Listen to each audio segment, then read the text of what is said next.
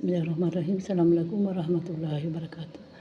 Nama Nahda NIM 0484744997, program studi FISIP Fakultas Ilmu Sosial dan Ilmu Politik. Soal, jelaskan tentang dampak urbanisasi serta tantangan dan masalah terhadap pertumbuhan perkotaan. Jawaban, di Indonesia, persoalan urbanisasi sudah dimulai dengan digulirnya beberapa kebijakan gegabah Orde Baru. Pertama, adanya kebijakan ekonomi makro di tahun 1967 sampai 1980, di mana kota sebagai pusat ekonomi.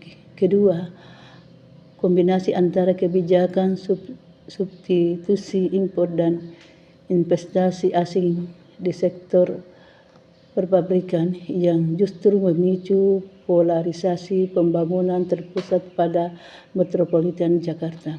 Ketiga, penyebaran yang cepat dari proses mekanisasi sektor pertanian pada awal dasawarsa 1980-an yang menyebabkan kaum muda dan para sarjana enggan menggeluti dunia pertanian atau kembali ke daerah asal.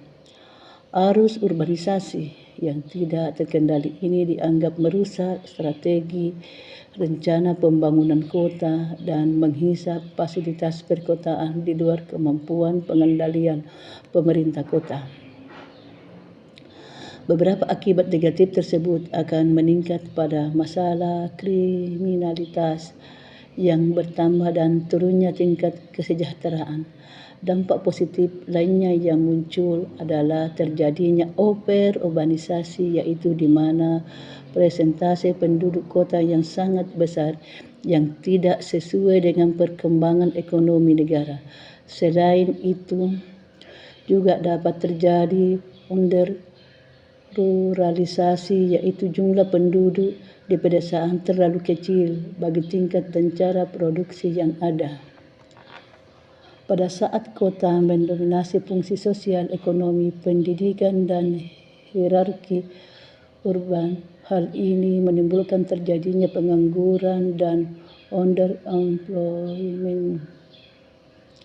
Dampak negatif lainnya yang ditimbulkan oleh tingginya arus urbanisasi di Indonesia salah satunya adalah sebagai berikut.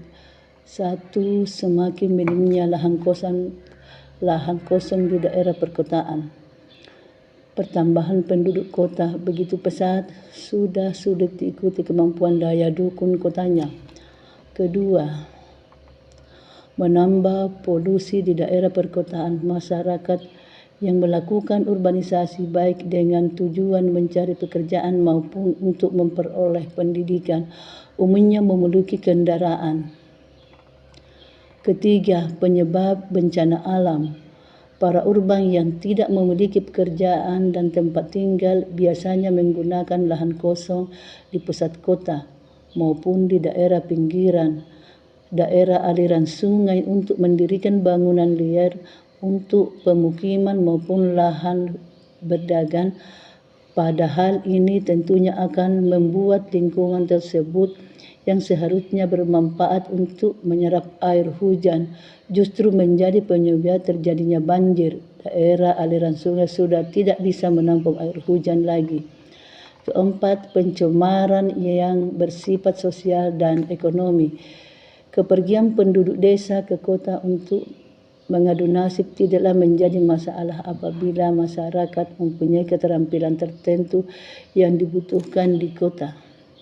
5. Penyebab kemacetan lalu lintas. Padatnya penduduk di kota menyebabkan kemacetan di mana-mana. Ditambah lagi arus urbanisasi yang makin bertambah. Para urban yang tidak memiliki tempat tinggal maupun pekerja banyak mendirikan pemukiman liar di sekitar jalan, sehingga kota yang awalnya sudah macet bertambah macet. 6. Merusak tata kota pada negara berkembang. Kota-kotanya tidak siap dalam menyediakan perumahan yang layak bagi seluruh populasinya.